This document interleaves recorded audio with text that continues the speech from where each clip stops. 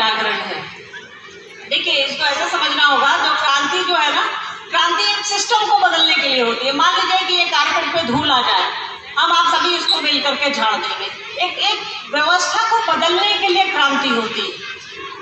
जागरण होता है जग जाना, जगने से बना ये शब्द कि हम आप जग गए, उठ गए। सुबह उठ जाते हैं ना हम, आप उठ गए तो वो शरीर उठता है हमारा, आपका मन तो उठा ही रहता है। मन सो जाएगा तो हम आप टुमुक नहीं जाएंगे, महादेव के पास रहेंगे।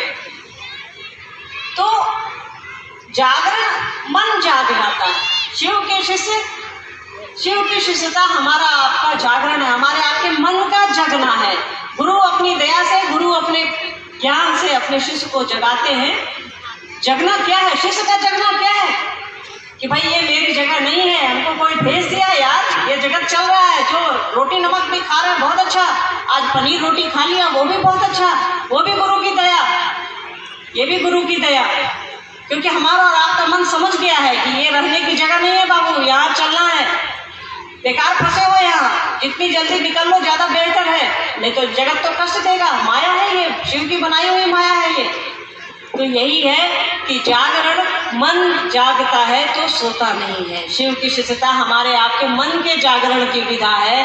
क्रांति तो जैसे ये कारपेट साफ हो जाएगा, हम आप सब मिल करके बैठ जाएंगे कि नहीं बैठ जाएंगे? फिर ये गंदा हो जाएगा, फिर कोई आएगा इसको साफ करेगा। क्रांति एक व्यवस्था को ठीक करने के लिए होती है, फिर से वो व्यवस्था बेठीक हो जाती है। पर जब हम आप जग जाएंगे तो मन जग जाता है। शक्ति तंत्र क्या है? शिव की इच्छा ही शक्ति है। हाँ, जिस शक्ति की अगर आप उसको ठेठ भाषा में समझिएगा, जिसको हम आप वो पूजा पाठ और तंत्र मंत्र से लेते हैं तो वो अलग अलग बात है। पर शक्ति, शिव की इच्छा ही उनकी शक्ति है। शिव की जैसी इच्छा होगी वैसी चीज़ें, वैसा एक्ट होता है, वैसा काम होता है, तो उसको हम आप शक्ति कहते हैं। शिव की इच्छा ही शक्ति, शक्ति मतलब एक ताकत, शिव की इच्छा ही उनकी ताकत है। और इसका एक अपना विज्ञान है, ये पूरी तरह से प्रेम पर आश्रित है। आप इसको ऐसे समझ सकते हैं कि शिव का भगवती से प्रेम और भगवती का शिव से प्रेम, या साहब का दीदी से प्रेम या दीदी का साहब से प्रेम। प्रेम में आपको लगेगा कि कुछ छुपा है, पर यहाँ छुपा कुछ भी नहीं है। यह शास्त्रदत्त शब्द है, शक्ति रहस्य, यह रहस्य जैसा कुछ भी नहीं है। प्रेम में तो कुछ भी छुपता नहीं है, सब कुछ ओपन है, सब पर से पर्दा उठा रहता है। उत्पत्ति स्थिति, तो ये परमात्मा की क्रियाएं हैं। जो वही परमात्मा जो हमारा आपका गुरु है, ये उसकी क्रियाएं हैं। सोचना, हमको और आपको बनाना और जीवन चलाना, और फिर उसको वापस जीव को शिव की ओर ले जाना। तो वो वही कुर्सी बदलते हैं। परमात्मा तो अपना काम कर रहे हैं, धरती चल रही है, सृष्टि कर रहे हैं, धरती चल रही है, फिर नरसंहार हो रहा है ना। ईश्वर के 3 काम है ना, हमको आपको सभी पता है। पर एक और भी काम है, जो गुरु की कुर्सी पर वही ईश्वर बैठते हैं, तो वो जीव को शिव की ओर ले जाते हैं। परमात्मा को क्या फर्क पड़ता है हम आप दुखी हो जाएं? उसको कोई फर्क नहीं पड़ता। पर गुरु को फर्क पड़ता है कि आज उसके विद्यार्थी को बुखार लगा है, स्कूल नहीं आया है। आपके बच्चे या हमारे बच्चे को या हम लोगों को बचपन में कम नंबर आ जाता था, तो माँ बाप से ज़्यादा दुखी वो गुरु होता था जिसने पढ़ाया है हमको और आपको। सोचिए, जिसने जन्म दिया है उससे ज़्यादा दुखी उसका गुरु हो जाता है।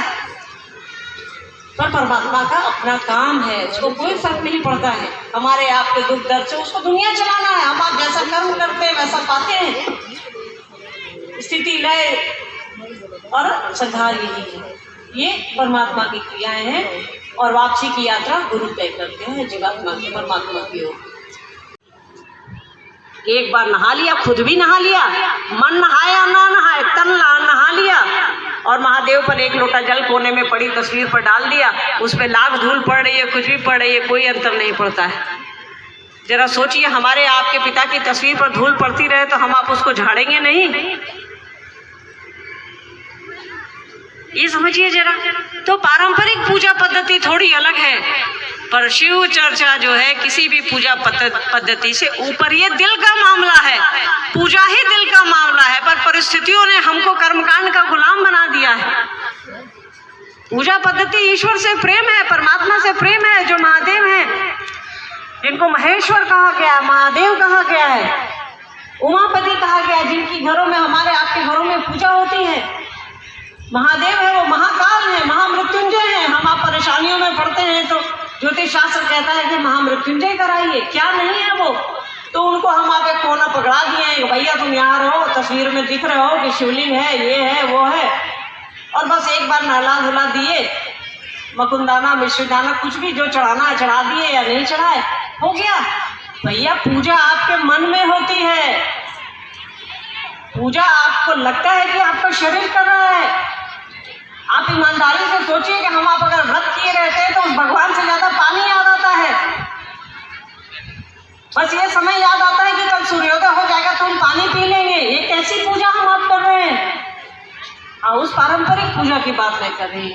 और यहाँ शिव की शिष्यता तो दिल का मामला है। साहब ने कहा है कि शिव की शिष्यता एक दर्द है, एक एहसास है। यहाँ आपको लगेगा कि करने जैसा है, पर करते हम आप कुछ नहीं है, बस प्रेम करना है। साहब ने लिखा है शिष्यानुभूति में कि मनुष्य के सहज प्रेम से परमात्मा लभ्य है। बच्चा जब जन्म लेता है वो हमारे आपके लिए कुछ नहीं करता है, फिर भी हमारे आपके दिल में उसके लिए अथाह प्रेम है।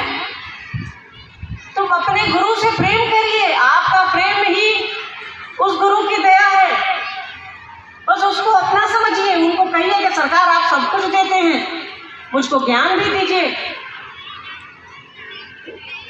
जिज्ञासा है कि गुरु अपने शिष्य के व्यक्तित्व के सर्वोत्तम पक्ष को उजागर करते हैं और परम चेतना से उसका ऐक्य सुनिश्चित करते हैं। दीदी कृपया समझाने का प्रयास करें। साहब की पंक्ति है, ये शिष्यानुभूति की लाइन है कि गुरु अपने शिष्य के सर्वोत्तम पक्ष को उजागर करते हैं।